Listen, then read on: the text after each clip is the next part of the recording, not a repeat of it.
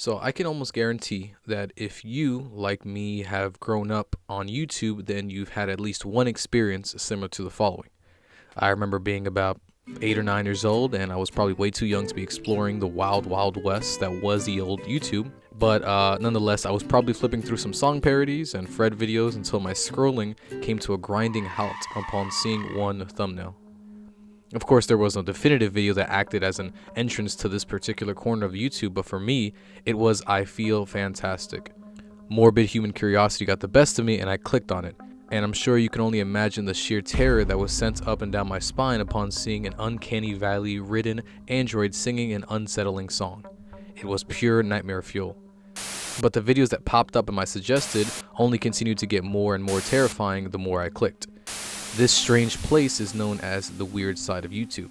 I've always had such a fascination with this corner of the web, and I know I might be reaching a bit here, but I think there is way more to it than what meets the eye. There's a kind of artistic element to this place that you can't really feel with other niches on the site, let alone with the biggest videos and biggest creators out there.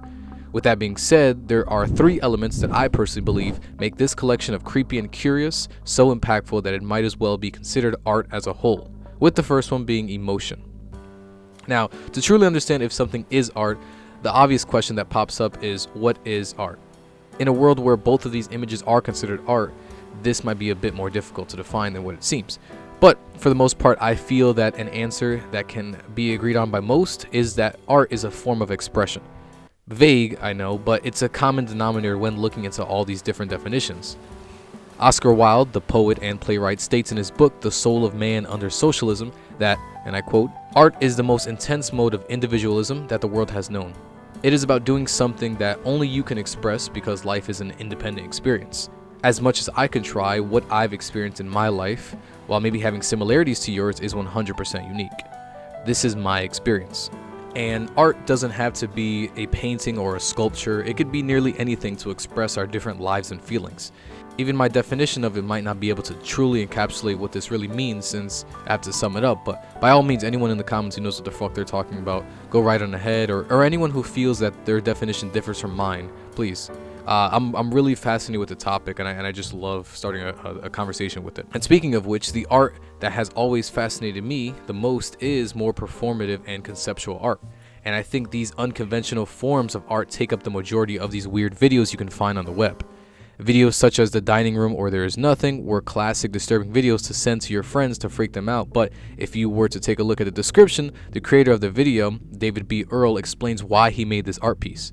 For those who haven't seen it, I'll put this one as well as any other video I talk about extensively in the description. But the minute-long video shows a woman sitting down at a dining table, accompanied by some off-putting piano music, speaking in reverse before her head slams into a bowl. A few moments pass by, and suddenly her head jerks back up from the bowl, and it is revealed that what she said initially, when played forward, was "There is nothing." On David's website, he explains that this piece was inspired by a personal, paradoxical desire for empirical proof that there is nothing on the other side of life. I wanted to blur the distinction between these two states, and to state the paradox by showing someone who is coming back from life or death and denies its existence, thereby fulfilling the paradox. Like all art, videos like these are made to invoke an emotion or thought with emphasis on the emotion. Feelings such as horror and laughter are completely involuntary. Many artists wield your primal emotions against you to convey a message, and this leads directly into my next point, which is that art is designed to be provoking. Now turning this around to you, the viewer. How often are you encouraged to question or interpret the content that you encounter? So much of the videos that make up our everyday entertainment are spoon-fed to us, which makes complete sense. Not every sliver of media that we consume should end in a life-shattering revelation, but you have to admit, compared to films and shows, average YouTube videos have the least amount of interpretability. Personally, I feel that the exploration of unorthodox themes within content lies in some of the most bizarre videos on the site. How often do you see entire videos dedicated to understanding Mr. Beast's most recent upload? And there's nothing necessarily wrong with that, but compare that to the pages upon pages of explanation and theorizing videos that flooded YouTube when Don't Hug Me I'm Scared was released. One is designed to entertain or inform, while the other is designed to provoke an emotion from the viewer. More about Don't Hug Me I'm Scared later, but it is a prime example of where art is presented shouldn't take anything away from the fact that it is art. What other forms of content frequently delve into thought-provoking themes that challenge societal norms and explore topics such as existentialism, surrealism, and the human condition? Not to mention, this weird side is a breeding ground where creators blend many different mediums such as animation, avant-garde camera work, and other video structures that embrace the absurd and surreal. But to pull back a bit, yes, I'm aware that not every video posted on the side has some crazy meaning behind it, which conveniently leads into my final point as to why the strange corner of the web is art, which is the sense of community and intimacy shared amongst the creators as well as the people who enjoy their work. So yes, as I stated, not all videos from the weird side have some deep existential, philosophical message. I'm aware of videos like Yelling Creature, where it's literally 6 seconds of, you guessed it. Now, does the fact of more meme and troll-based videos like this one rubbing elbows with other weird YouTube classics damage my statement? I don't think so. I feel, as I touched upon before, the weird side of YouTube embraces all types of videos that are absurd and odd regardless of the topic.